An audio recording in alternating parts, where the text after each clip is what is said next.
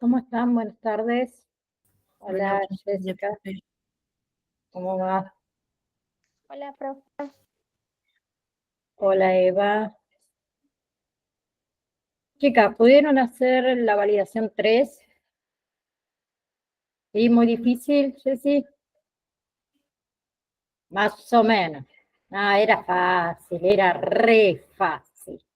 Bueno, escuchen, recuperatorio, validación 3.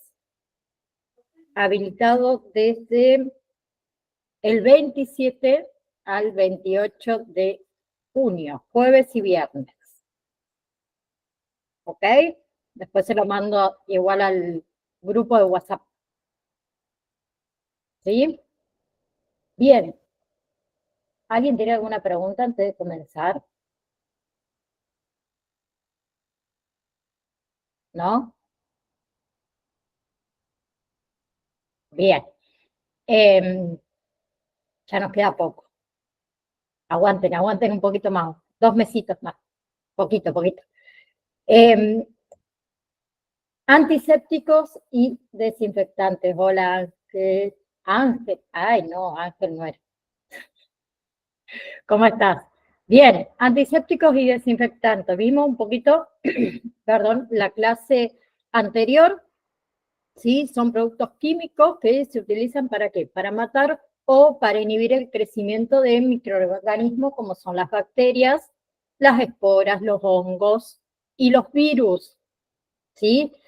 Tanto los antisépticos como los desinfectantes tienen el mismo objetivo principal, ¿sí? Pero hay diferencias en la aplicación y obviamente en lo que es el uso de cada uno, ¿sí? Los antisépticos se utilizan en tejidos vivos, piel, mucosa. ¿Para qué? Para tratar de prevenir infecciones. Infecciones en quemaduras, infecciones en heridas, infecciones en cortes, en lesiones. ¿Sí? Los antisépticos son muy seguros para la piel. ¿Sí? Entonces, generalmente, ¿qué hacen? No causan irritación, no dañan la piel. ¿Sí? Los antisépticos también están formulados, además de para ser seguros para el contacto con la piel, también con las membranas mucosas. ¿Sí? No son tóxicos. Bien, en cambio, los desinfectantes se usan o se utilizan en superficies no vivas. Piso, mesa, equipos médicos, ¿sí? Todo para qué? Para eliminar microorganismos y obviamente para prevenir esa propagación de enfermedades, ¿sí? ¿Qué tienen los desinfectantes? Que son potencialmente tóxicos, pueden ser tóxicos para los seres humanos y para los animales cuando se inhalan, cuando se ingieren, cuando entran en contacto con la piel, ¿sí? Bien, no es apto para tejidos vivos, obviamente, ¿sí? Entonces, los antisépticos se utilizan para prevenir infecciones en tejidos vivos, ¿sí? Desinfectantes se utilizan para eliminar microorganismos en superficies no vivas. ¿Bien? ¿Estamos? Bien. Tanto el etanol o el alcohol etílico, ¿sí? El alcohol isopropílico, ¿sí? Son los más comunes utilizados como antisépticos, ¿sí? Porque tiene propiedades desinfectantes. Entonces, vamos a ver cada uno de ellos. Primero, alcohol etílico, el etanol, ¿sí? Es un compuesto químico que se utiliza como antisépticos y desinfectantes en lo que es aplicaciones médicas y también en lo que es el cuidado personal. ¿Sí? Es eficaz para eliminar microorganismos, incluyendo bacterias, virus y hongos. ¿Voy muy rápido, chicas? Sí, las veo ahí, por eso les pregunto. Bien, el etanol o el alcohol etílico, le dije que es eficaz para eliminar microorganismos, bacterias, virus y hongos. ¿Sí? ¿Para qué se utiliza comúnmente? Para limpiar la piel antes de procedimientos médicos. Por ejemplo, para una venopunción, o sea, una extracción de sangre. Por ejemplo, ¿no? Para la inserción de un catéter, por ejemplo. ¿Sí? Pero también se utiliza para las fabricaciones. ¿Fabricaciones de qué? De geles desinfectantes, por ejemplo, para las manos. ¿Sí? Se utiliza también para la desinfección de superficies. ¿Sí? Bien, entonces, el etanol tiene propiedades antisépticas, ¿sí? Que son sustancias que son aplicadas de forma tópica sobre los tejidos vivos.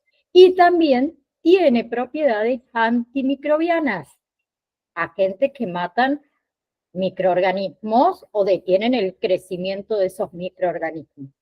Pero, ¿qué pasa con el etanol? Puede ser irritante para la piel, más que nada en concentraciones altas o cuando la utilizamos de forma prolongada en el tiempo.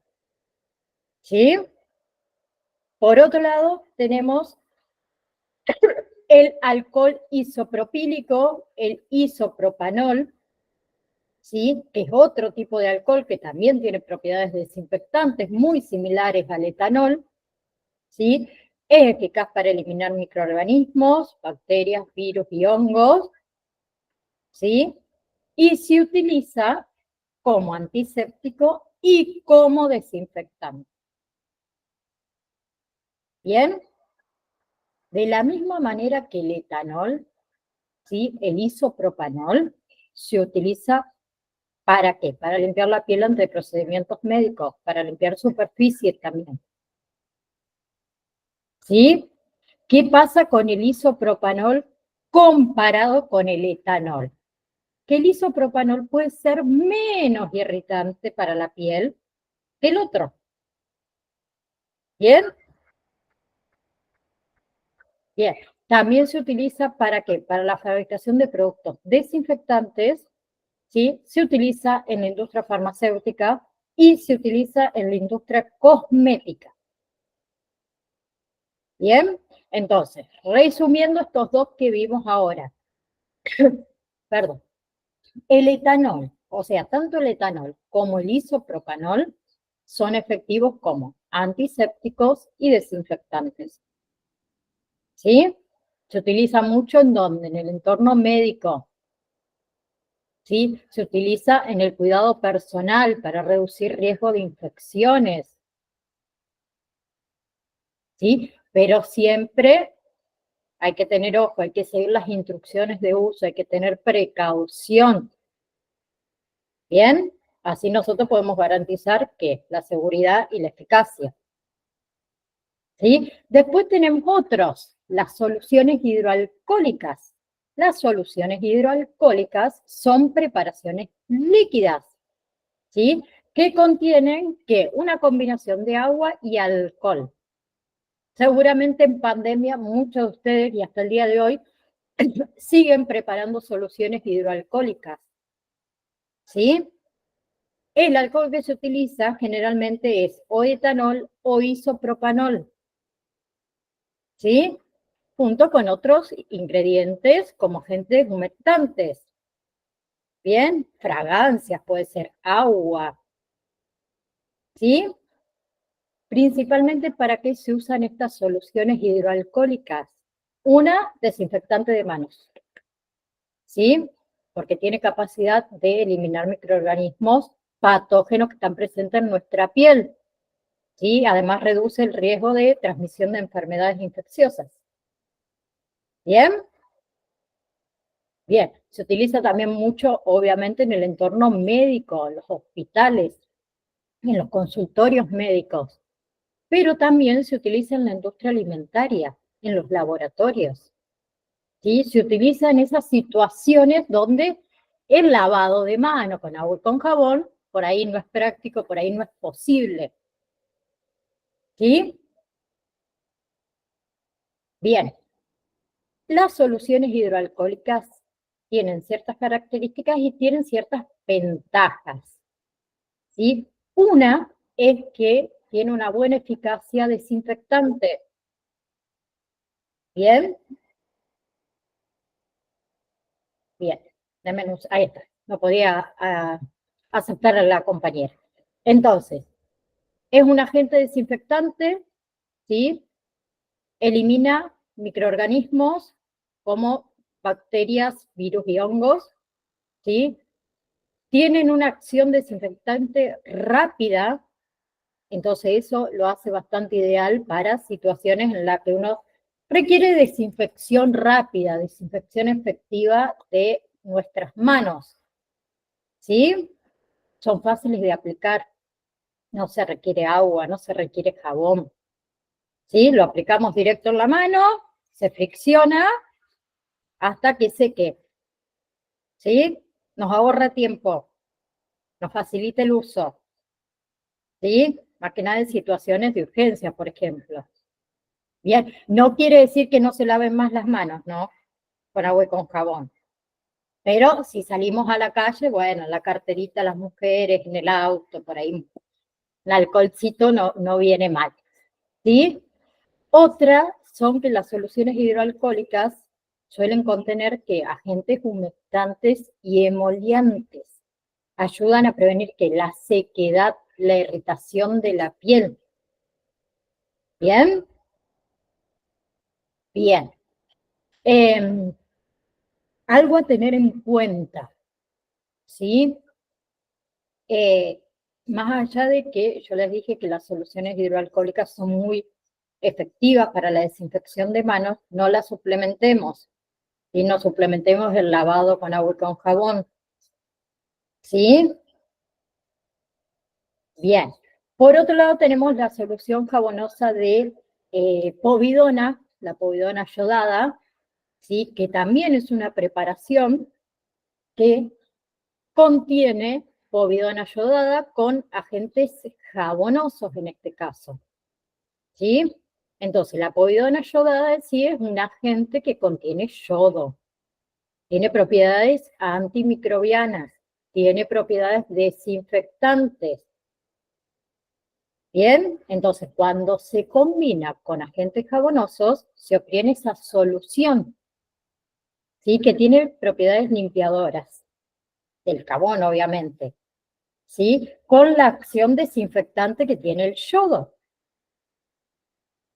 Bien, se utiliza más que nada para limpiezas más profundas, para una desinfección efectiva, ¿sí? Algunas características y algunos usos de la solución jabonosa de povidona yodada es que se utiliza para la preparación de la piel, por ejemplo, antes de procedimientos quirúrgicos, y eso reduce el riesgo de infecciones, ¿sí? También puede ser usada ¿para qué? Para limpiar heridas menores, ¿sí? Ayuda también a su desinfección. Me asusté, ¿sí? En el entorno médico también se utiliza para la desinfección de las manos del personal médico y el paciente ante procedimientos médicos, ¿no? ¿Sí? Y para higiene personal también, cuando uno requiere una limpieza más profunda y una desinfección más profunda. Por ejemplo, para prevención de enfermedades infecciosas. ¿Bien? ¿Sí? ¿Hasta ahí vamos? Bien. Por otro lado, tenemos el glutaraldehido, que es un compuesto también químico que se utiliza como desinfectantes de alto nivel, ¿sí? Porque tiene propiedades antimicrobianas, pero potentes, ¿sí? Más que nada se utiliza en entornos médicos, en la atención sanitaria, para la esterilización de equipos médicos, ¿sí? Se utiliza también para la desinfección de superficies, esas superficies que entran en contacto con el paciente o, por ejemplo, materiales biológicos, ¿sí? Bien, entonces, El glutaraldehído es, ¿qué? Eficaz contra microorganismos, virus, bacterias, hongos, esporas bacterianas. Virus, bacterias, hongos y esporas bacterianas. ¿Sí? Tiene actividad antimicrobiana. ¿Bien?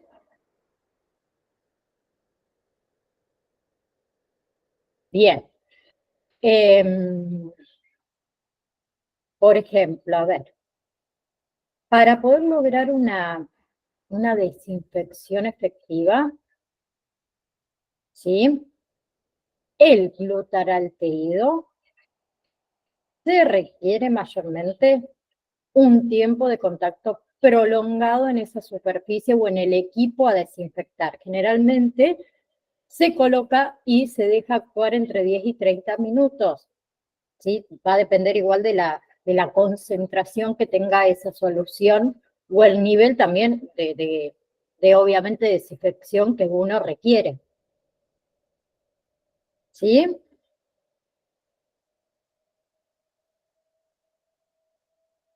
Bien.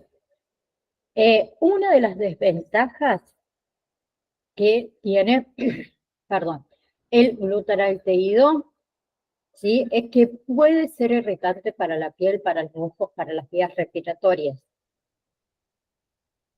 ¿Sí?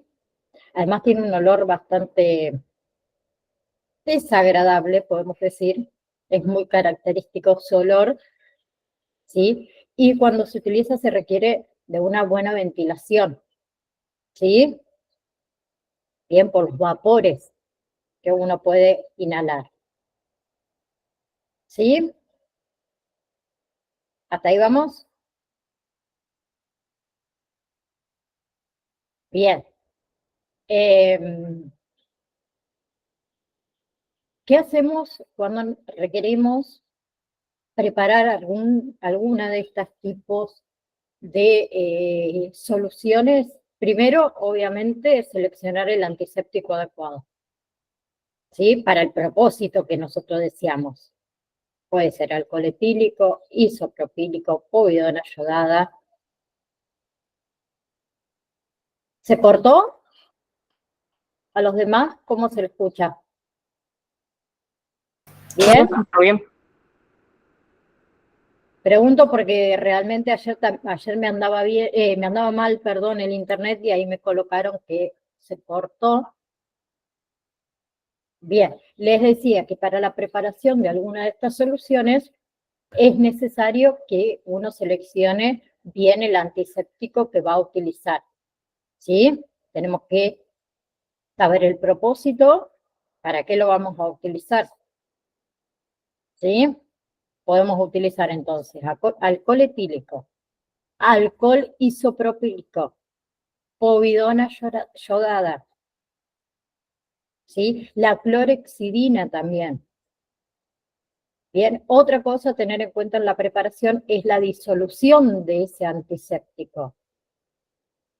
¿Sí? Hay que seguir las instrucciones del fabricante para diluir ese antiséptico en agua, en concentraciones que sean las adecuadas.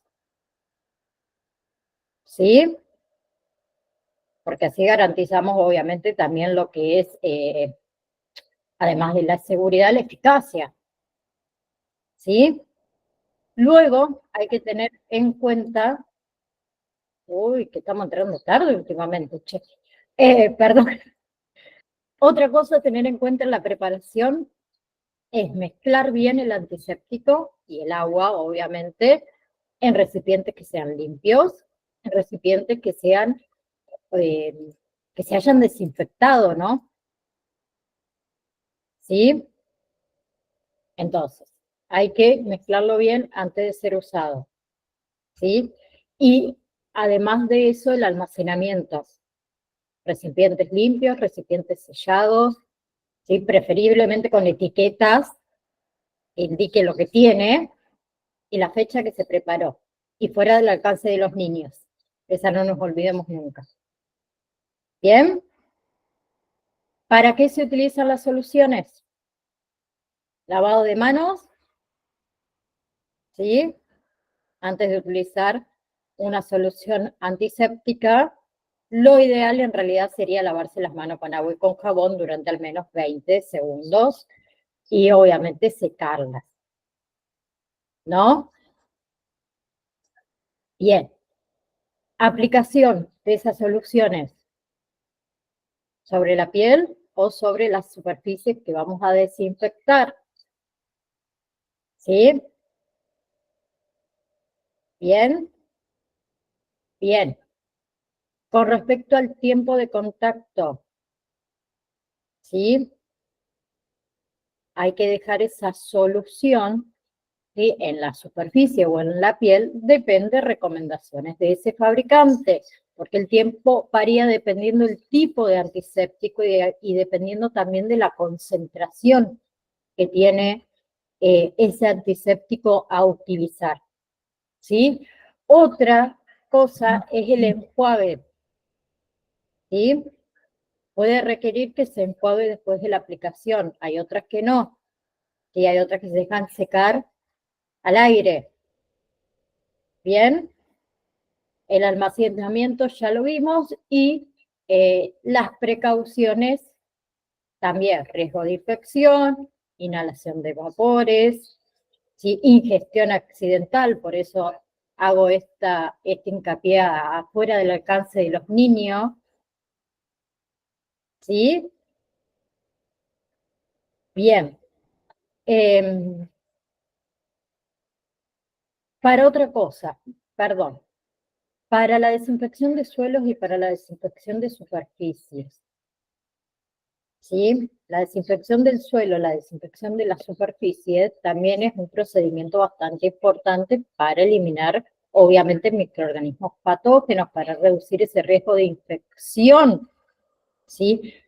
Entorno doméstico, en los comerciales, en las industrias, ustedes dentro de la farmacia, acuérdense que dentro de la farmacia entran muchas personas con algún tipo de enfermedad, ¿sí? Así sea con un mínimo dolor de cabeza. ¿Bien? ¿Sí? Con respecto a esto, a la desinfección de suelos y a la desinfección de superficies, para que haya una manera efectiva, ¿sí? Primero que tienen que hacer, preparar la superficie que van a desinfectar, ¿sí? Que esté limpia, que esté libre de suciedad, que no haya residuos, que no haya materiales orgánicos. ¿Se utiliza qué para limpiar superficies? Agua y detergente, ¿sí? Se utiliza limpiadores para eliminar la superficie, eliminar la suciedad visible,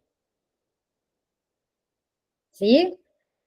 Luego, elegimos el desinfectante que sea el más adecuado, el más efectivo contra microorganismos, dependiente obviamente de la desinfección que nosotros queramos realizar, ¿sí? Que sea más efectivo o menos, ¿sí?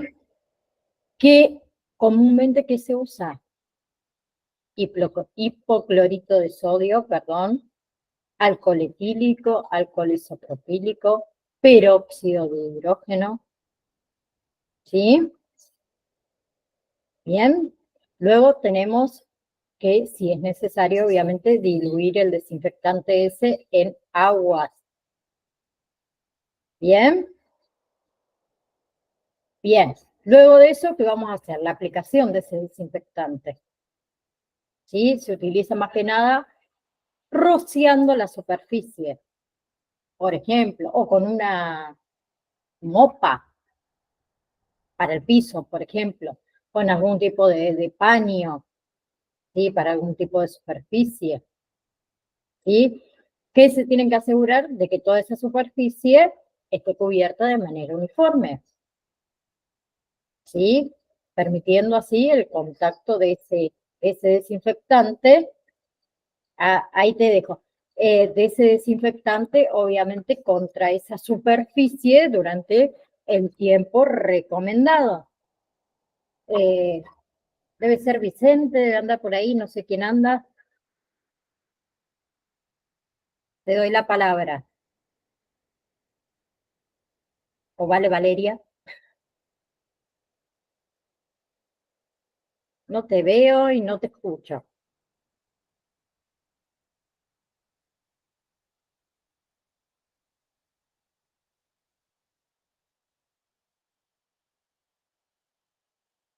Vicente, ¿andás por ahí? Me levantaron la mano y ahora no me contestan. No vale. Bueno, no. Bien. Sigo. Una vez aplicado el desinfectante, ¿sí? Hay que esperar el tiempo adecuado. ¿Sí? Después hay que enjuagar si es que es necesario enjuagar. Bien. Otras veces hay que dejar secar al aire libre, ¿no? ¿Sí? Otra cosa a tener en cuenta también para la desinfección de suelo y superficie es la ventilación. ¿Sí? Hay que tener también las mismas precauciones que con una desinfección, por ejemplo, de manos. ¿Sí? Lo mismo, precauciones de seguridad. ¿Sí? Protección personal adecuada, guantes, otras veces gafas, barbijos. ¿Bien? Son precauciones de seguridad básicas. ¿Sí? Entonces, si nosotros seguimos esas pautas, vamos a poder desinfectar suelos y superficies de manera efectiva. Bien, en casa. Seguro que alguna la hizo y no para espantar las malas ondas. Ha tirado, yo me río, ha tirado el balde donde ustedes pasan el piso. Ay, le voy a echar un chorro oh, mirá, ahora se me fue, de vinagre. Ay, para desinfectar el suelo. Díganme que alguna no lo hizo y no les creo. Ah, bueno, por lo menos alguien sí. Bueno, el vinagre tiene una concentración de alcohol súper baja y si nosotros ponemos alcohol en 30 litros de agua, un chorro, no hace nada, chicos. ¿Sí? Les puedo creer que sea para espantar la suegra, algo de eso, por ahí puede funcionar a lo mejor un poquito mejor. ¿Sí? Pero para desinfección no. ¿Bien? Hasta ahí vamos entonces. Sigo con antibióticos. Bien. Con respecto a los antibióticos y a los agentes antimicrobianos, ¿sí? Que son sustancias químicas para combatir infecciones causadas por microorganismos, bacterias, virus, hongos y parásitos. Bien, ambos tienen el mismo objetivo, inhibir el crecimiento o matar los microorganismos, pero hay diferencias entre los antibióticos y los agentes antimicrobianos. Bien, primero, antibióticos. ¿Contra qué actúan los antibióticos? Les pregunto a ustedes. Contra infecciones. Pregunto. A ver, voy de nuevo. Contra virus, bacterias, hongos, esporas. ¿Cómo? Enfermedades. Enfermedades. Sí, enfermedades, pero yo quiero saber, ¿los antibióticos actúan contra virus, bacterias, contra hongos, Virus. Contra virus, contra bacterias y hongos. ¿Quién fue la que dijo virus por ahí? No llegué a captar quién fue. Bueno, no vamos a mandar al frente. Actúan contra bacterias. ¿Sí? Los antibióticos son agentes antimicrobianos. ¿sí? Especialmente dirigido a bacterias, ¿sí? No tiene efecto sobre los virus, sobre los hongos o sobre otro tipo de microorganismos. Bacterias, ¿sí? Generalmente, para un antibiótico se requiere una prescripción médica. Bien, ¿por qué? Porque el uso apropiado o el uso excesivo, ¿sí?, puede contribuir a desarrollar esa resistencia bacteriana. ¿Sí? Bien. Bien. Ejemplos de antibióticos: penicilina, amoxicilina, eritromicina, acitromicina. Bien. Por otro lado, tenemos los agentes antimicrobianos. ¿Sí? Los agentes antimicrobianos tienen amplia variedad de microorganismos o actúan contra gran variedad de microorganismos. ¿Sí? Se incluyen bacterias, se incluye hongos, se incluye virus y se incluyen parásitos. ¿Sí? Entonces, utilizada para infecciones causadas por diferentes tipos de microorganismos.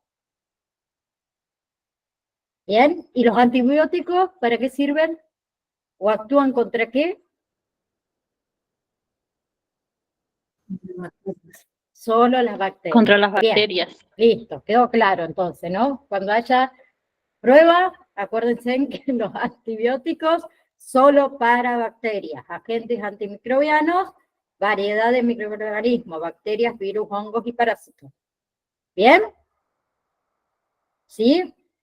Entonces, los agentes antimicrobianos pueden ser efectivos para infecciones virales y infecciones fúngicas, además de las infecciones bacterianas. Sí, fúngicas, hongos, ¿no? ¿Para qué? Entonces, infecciones virales, fúngicas y bacterianas. ¿Sí? Se utilizan muchas veces para tratamientos de infecciones como son las gripes, ¿sí? Como son los herpes. ¿Bien? Hay algunos antimicrobianos que están disponibles sin receta médica. ¿Bien? Pero de igual manera siempre con responsabilidad, hay que utilizarlo con precaución, seguir instrucciones. ¿Bien? Entonces, ejemplos de agentes antimicrobianos. ¿Sí? Ácido bórico, por ejemplo, peróxido de hidrógeno, alcohol etílico, alcohol isopropílico, la clorhexidina también. ¿Bien? ¿Vamos? Bien. Entonces, hablando de antibióticos, que era contra bacterias, se utiliza para su acción contra bacterias. Entonces, según su mecanismo de acción, un antibiótico puede ser bactericida, ¿sí?, capaz de destruir bacterias, ¿sí?, matar esos microorganismos existentes, como son, por ejemplo, las quinolonas, ¿sí?, los aminoglucósidos, los licopéptidos. ¿Bien?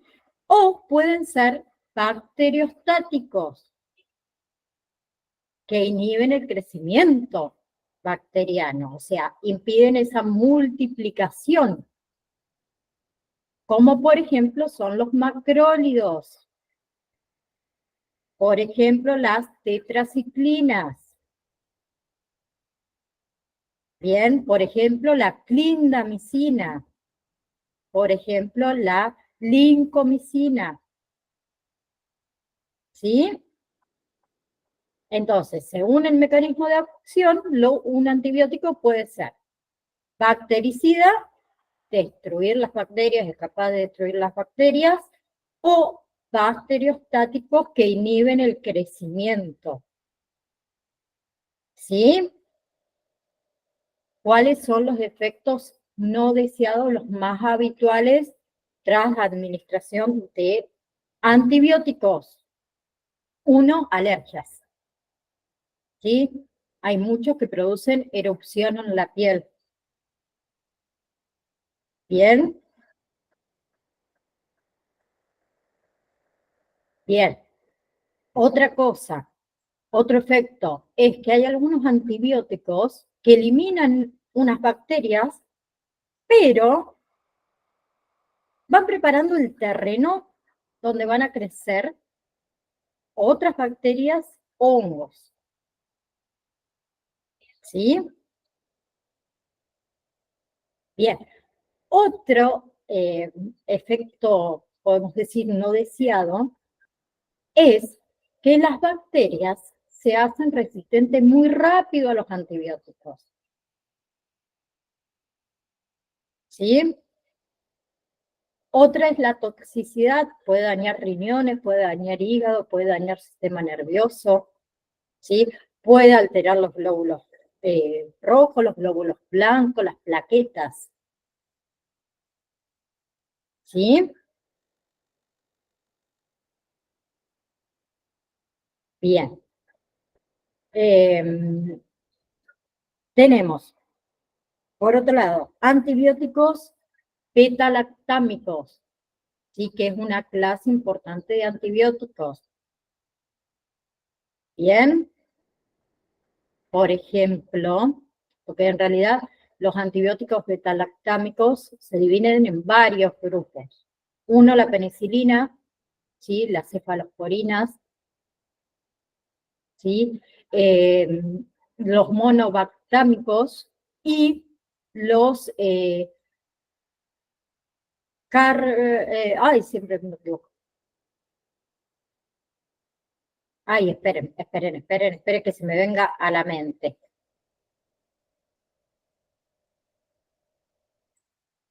No me va a salir. Bueno, son 4. ¿Alguien lo tiene por ahí? Carbapenemes.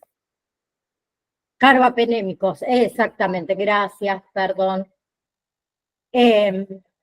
Entonces, el primero son las penicilinas, lo que vamos a ver, que es uno de los primeros grupos de antibióticos beta-lactámicos que se ha descubierto, ¿no? ¿Sí? Y hasta el día de hoy es muy utilizado en lo que es la práctica clínica. ¿Sí? Hay varios tipos de penicilinas. Tenemos penicilina G, tenemos penicilina B, que en realidad son las más utilizadas por vía intravenosa, intramuscular, por vía oral. ¿Sí? Bien, tenemos las penicilinas resistentes a las beta-lactamasa. ¿Sí? Tenemos las aminopecilinas. Bien, y hay otro tipo que son las penicilinas antiseudomonas, ¿sí? Que es una combinación. Son penicilinas y ticarcilinas. Bien, por otro lado teníamos las cefalosporinas. Perdón, señor, ¿puede repetir penicilina más? Ticarcilina. Ah, bien, gracias.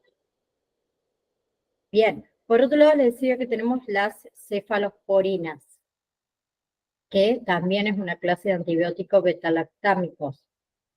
¿Sí? Son muy similares a las penicilinas. ¿Sí? Pero, ¿qué pasa con las cefalosporinas? Tienen un aspecto de actividad más amplio. ¿Sí? Entonces, se utilizan más que nada para infecciones más resistentes.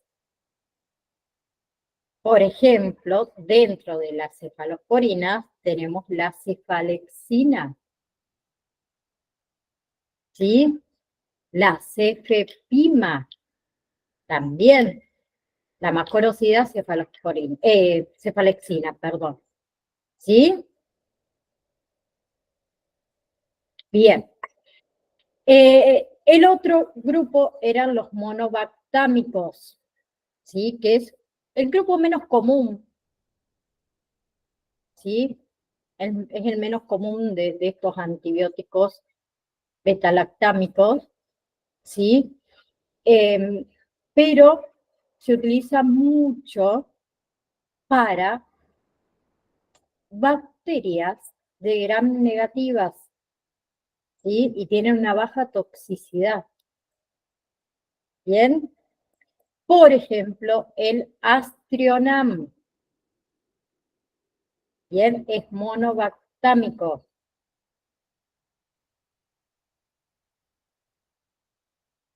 Bien. Por otro lado, teníamos los carbapenémicos, que también son antibióticos beta-lactámicos. ¿Sí? Estos antibióticos son el antibiótico de último recurso. Se usa más que nada para tratamientos de infecciones más graves o infecciones bastante resistentes. ¿Sí? Bien, son los que terminan en enem, imipinem, por ejemplo, penen en realidad. Sonaba mal, no lo quería decir de esa manera, pero no, es así. Penem son los imipinen, ¿sí? Meropenem, por ejemplo, ertapenem, ¿sí? Luego tenemos los inhibidores de la beta-lactamasa, que son compuestos que son utilizados en combinación con estos antibióticos beta-lactámicos. ¿Para qué se combina? Para mejorar esa actividad contra bacterias resistentes. ¿Sí? Bien, funcionan, ¿de qué manera? Se unen a esas enzimas y bloquean la actividad. Bien, y los más utilizados, ¿sí? Algunos ejemplos comunes de inhibidores de la beta-lactamasa y las combinaciones de antibióticos utilizados es, por ejemplo, el ácido clavulánico. Ese seguro lo han escuchado nombrar, que es uno de esos inhibidores de la beta-lactamasa, el más utilizado, que se combina ¿con qué? Con la amoxicilina, ¿sí? Y se crea la amoxicilina clavulánico. ¿Bien? Es efectivo contra cepas de bacterias resistentes a la amoxicilina sola. ¿Bien? Otro que seguro también lo han sentido nombrar es el sulbactam, ¿sí? Que es otro inhibidor de beta-lactamasa que se combina con antibióticos beta-lactámicos, como es la ampicilina. ¿Sí? Entonces, es una combinación de ampicilina y sulbactam. Es efectivo para infecciones bacterianas. ¿Sí? El otro ejemplo que podemos dar es el tazobactam. ¿Sí? Bien, que se combina con antibióticos beta-lactámicos con piperaciclina, ¿sí? Y ahí se crea la piperaciclina tozobactam, ¿sí? Se utiliza más que nada en cepas que son resistentes a los antibióticos.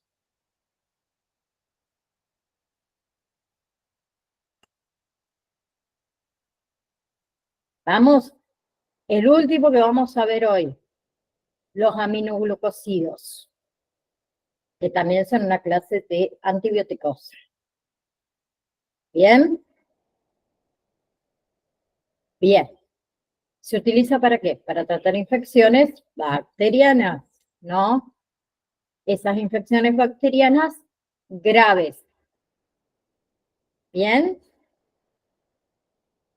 Por ejemplo, para tratar las pseudomonas, ¿sí? Que puede llevar a infecciones pulmonares, infecciones del tracto urinario, infecciones óseas, ¿sí? Se utiliza para la Escherichia coli. La Escherichia coli es una bacteria que se encuentra en los intestinos, tanto de las personas como de los animales, ¿sí? Se encuentra en el medio ambiente, en las, digamos, en los alimentos, en el agua, ¿bien?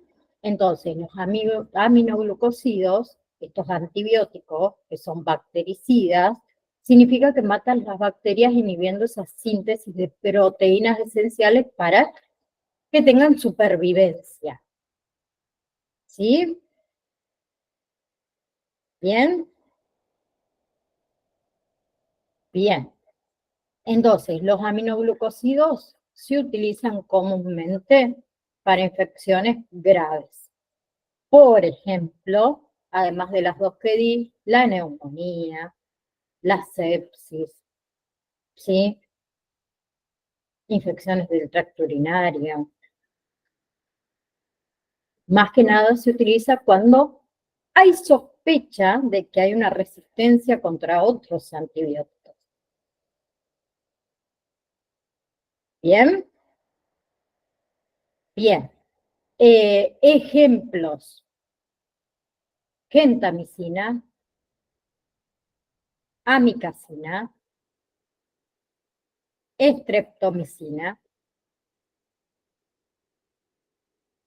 ¿sí? Siempre estos medicamentos se toman o se utilizan bajo la supervisión del profesional de salud. ¿Sí? El uso excesivo, el uso apropiado contribuyen al desarrollo de resistencias bacterianas, aumenta el riesgo de también efectos secundarios. ¿Sí? Dentro de esos ejemplos que di de aminoglucósidos, teníamos la gentamicina, ¿sí? Es el más utilizado. Bien, se utiliza para tratar infecciones bacterianas graves, neumonía, sepsis, peritonitis, infecciones del tracto urinario. ¿Sí? La gentamicina también se puede administrar en forma de gotas ópticas. Bien, ¿para qué? Para tratar esas infecciones del oído externo. ¿Sí? Por otro lado, le había nombrado la amikacina, que también es otro aminoglucósido. ¿Sí? Es muy utilizado también. Bien, se utiliza en esos pacientes que son resistentes a otros antibióticos o que tienen alergia a otros medicamentos. ¿Sí? Por otro lado, tenemos otro ejemplo que es la streptomicina, ¿sí? Que en realidad ya no se utiliza muy ampliamente debido a que tiene resistencia bacteriana y a la toxicidad más que nada. ¿Sí? En realidad, la streptomicina fue, ¿sí?, uno de los primeros aminoglucósidos que fue desarrollado. ¿Sí? Se utilizó para el tratamiento de tuberculosis. ¿Sí? Como les dije, hoy en día el uso está bastante limitado. Se usa en realidad en casos específicos de tuberculosis resistentes a otros tratamientos. ¿Bien? ¿Sí? Otro ejemplo es el tobramicina, ¿sí? Que se utiliza para infecciones respiratorias en esos pacientes que tienen fibrosis quística. ¿Sí? Se utiliza en infecciones del tracto urinario. ¿Bien? Viene también en forma de gotas oftálmicas, infecciones oculares, ¿sí? Por ejemplo, la conjuntivitis bacterial. ¿Sí? Bien. Yo le dije que era el último que íbamos a ver, pero ya que estamos, vemos los macrólidos, que ya lo vimos un poco anteriormente, que los macrólidos también son una clase de antibióticos, ¿sí? Contra infecciones obviamente bacterianas. Ejemplos de macrólidos, ¿se acuerdan ustedes cuáles eran?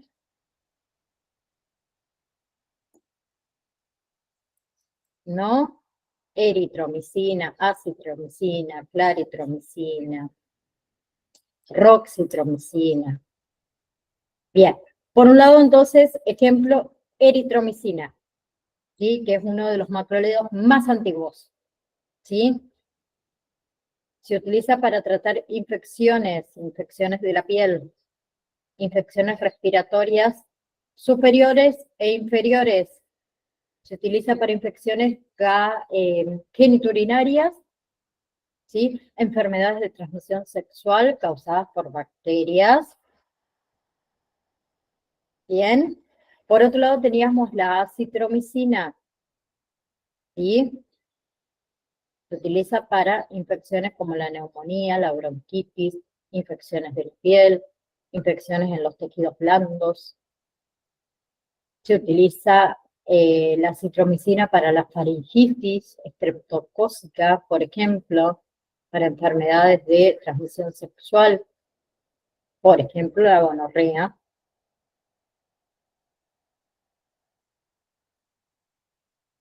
¿Sí? Bien. Por otro lado tenemos la claritromicina, que es un macrólido semisintético, ¿sí? ¿Para qué se utiliza? Infecciones respiratorias, sinusitis, bronquitis, neumonías, infecciones de la piel, infecciones en los tejidos blandos.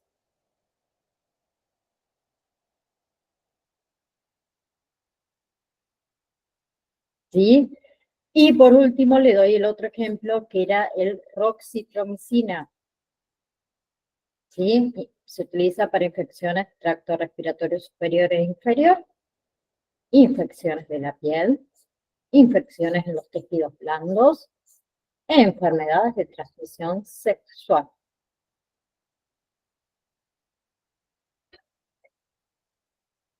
¿Sí?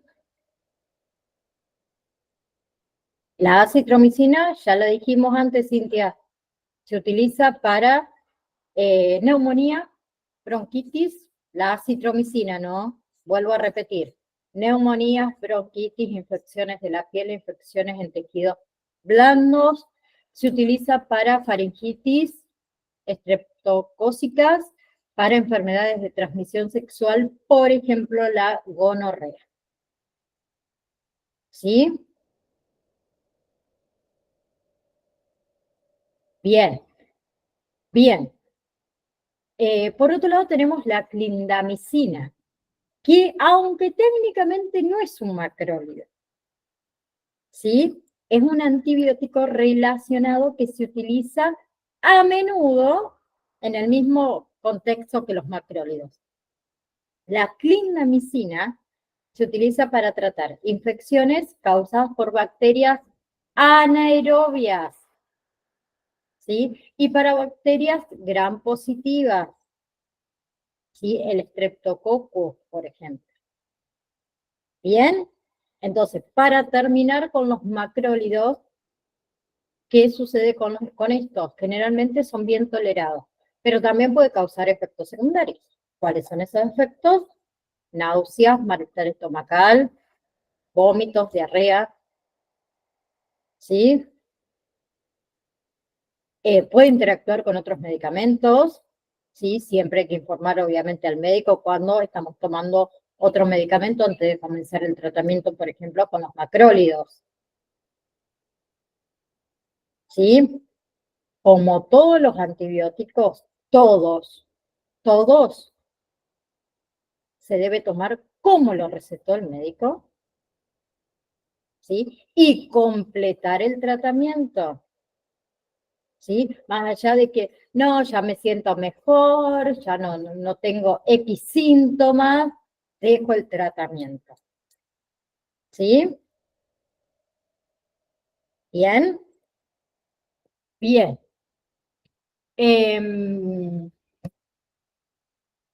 Próxima clase. Tetraciclinas, vamos a ver qué más me falta. Los glicopéptidos también. Y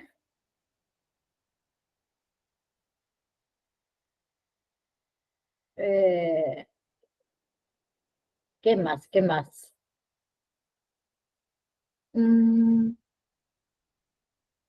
las quinolonas tampoco la vimos. Me faltan algunos de los antibióticos, no tantos. Eh, yo creo que la clase que viene esto lo terminamos. Déjenme en abrir.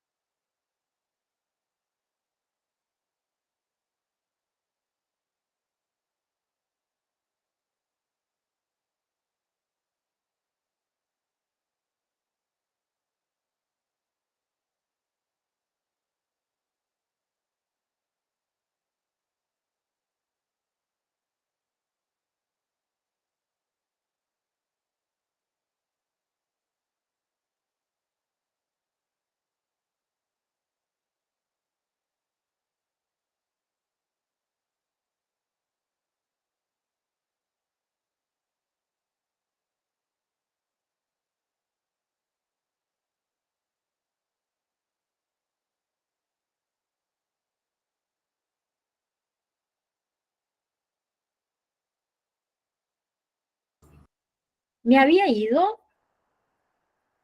Me pareció que estaba hablando sola yo con el campus abierto, hablando, y digo, nadie me contesta. Perdón.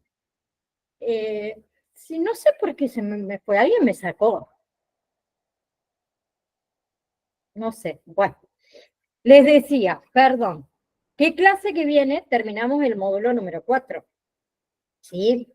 No se asusten que no les voy a dar todavía la validación, pero vayan estudiando. Les voy a habilitar, cuando termine la clase que tengo que dar ahora, el módulo 5 para que lo vayan teniendo, que entra antidepresivos, ¿sí? Entran ansiolíticos y entra todo lo que son vacunas. ¿Sí? Les pido perdón que me fui. Y recuerden el recuperatorio 3 para aquellos que lo tienen que hacer, habilitados desde el 27 al 28 de junio.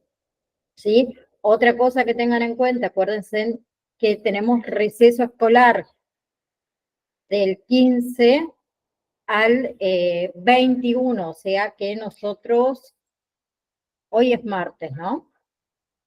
La night perdida. martes 16 de julio no tendríamos clases porque estamos de vacaciones. Anótenselo por ahí. ¿Sí? ¿Alguna pregunta antes que nos retiremos? ¿No? Bien, entonces, si Dios quiere, nos vemos el próximo martes. Vamos a terminar con módulo número 4 y vamos a arrancar con el módulo número 5, que dentro de unas horitas se los habilito para aquellos que quieran ir chusmeando un poquito. ¿Sí? Muchas gracias a cada uno de ustedes por estar y nos vemos, si Dios quiere, el próximo martes a las 14 horas. Chau, chau, profe. Chao, chao. Chao, martes.